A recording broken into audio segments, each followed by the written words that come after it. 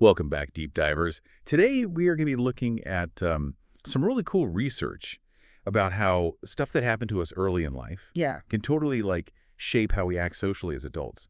We're digging into a recent article from Neuroscience News, and it's packed with insights about how our brains and our past are totally linked. You ready to get a little nerdy? Oh, absolutely. I'm excited to dive in.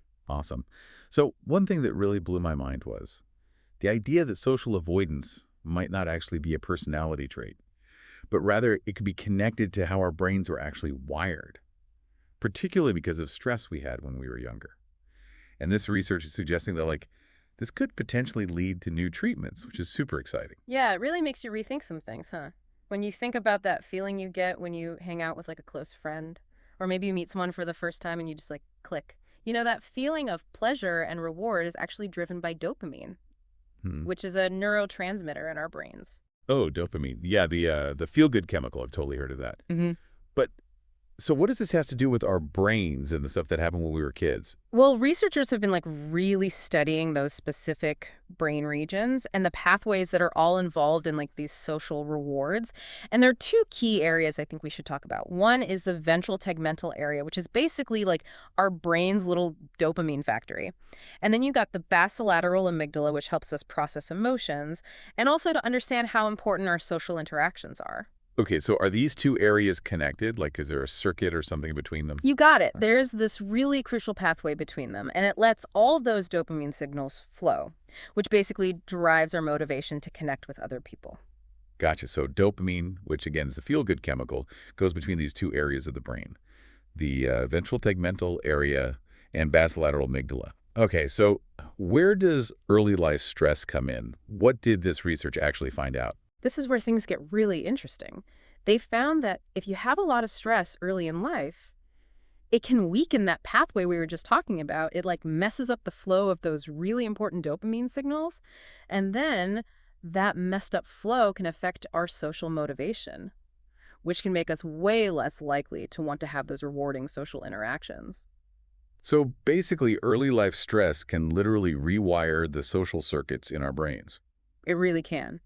And to figure this out, they did a pretty wild study with mice. They wanted to see if they could directly manipulate those dopamine pathways and then see how it affected their social behavior. Hold on. So they did experiments on mice. What did they actually do to them?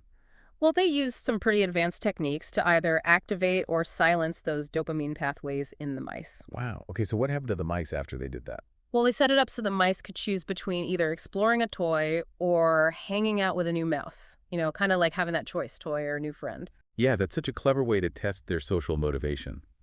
So what happened? Did the mice act differently after the scientists messed with their dopamine pathways? Exactly. The mice that had a normal upbringing, no early life stress or anything, they basically acted like you'd expect, Yeah. They were drawn to the stranger mouse. They wanted to socialize. Yeah, makes sense. Less dopamine going in between those two areas means they're not as motivated to be all social. But Didn't they do more than that? I mean, they could actually manipulate those pathways, right? you got it. And this is where it gets really cool. When they activated the dopamine pathways in those stressed mice, they actually started acting like the carefree mice. They were suddenly all about interacting with the new mouse. So it's like they were able to undo the effects of the early life stress just by zeroing in on those brain circuits. That's wild. It really is. And to be extra sure, they actually did the opposite too.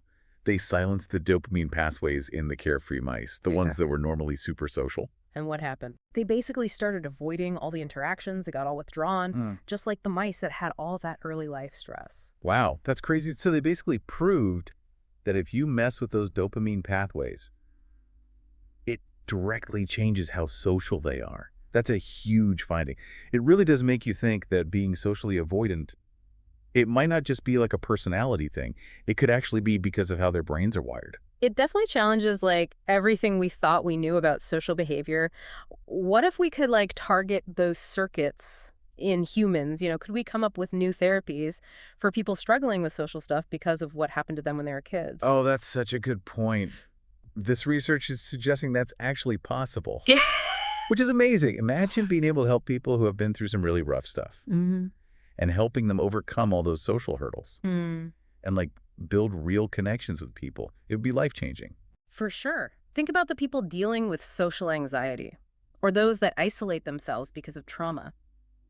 This research is giving them real hope that we can intervene and help them heal. This is seriously groundbreaking. Mhm. But it does kind of make you wonder what other parts of who we are, like our personalities and stuff, might also be shaped by early experiences and brain chemistry. I mean, we've been talking about social motivation, but could this apply to other things too? That's what researchers are trying to figure out right now. I mean, the study was about social motivation, but the implications go way beyond that. It's suggesting that early life stress, it can have a permanent impact on how our brains work. It could affect everything, Right. from how we regulate our emotions to how we make decisions. So it's not just about, Mm, you know, mm. whether we're super social or prefer to stay in. It's about how our brains respond to the world around us. Yeah. And that's based on what happened to us early on. That's pretty deep. It really is. And to help people, we got to understand those connections. This research is still pretty new, but it's got huge potential for the future. It's a total game changer. It really shows you how important it is to address early life stress and trauma.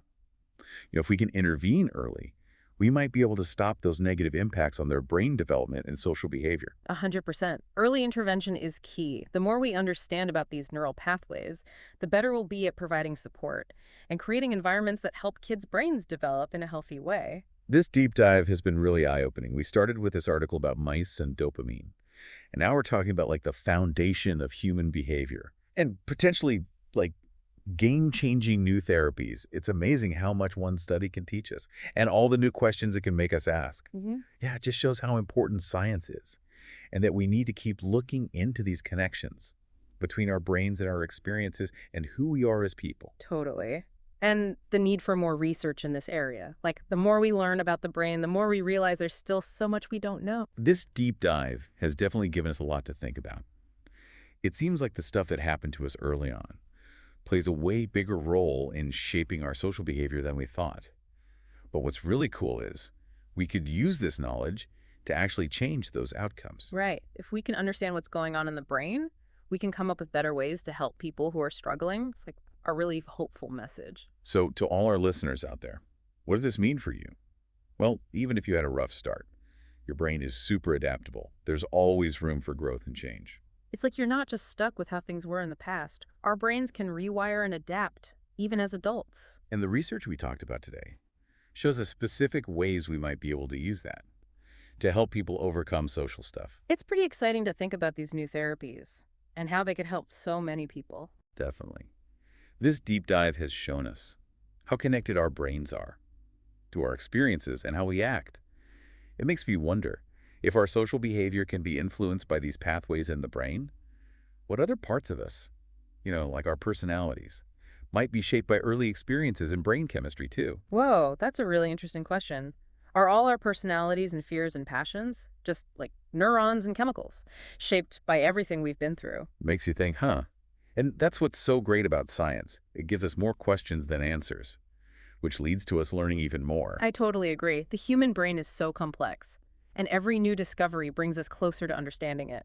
Well, that's all the time we have for today's deep dive. We hope you learned something new about how our brains work, and maybe it even made you a little curious to learn more. Until next time, keep those brains buzzing.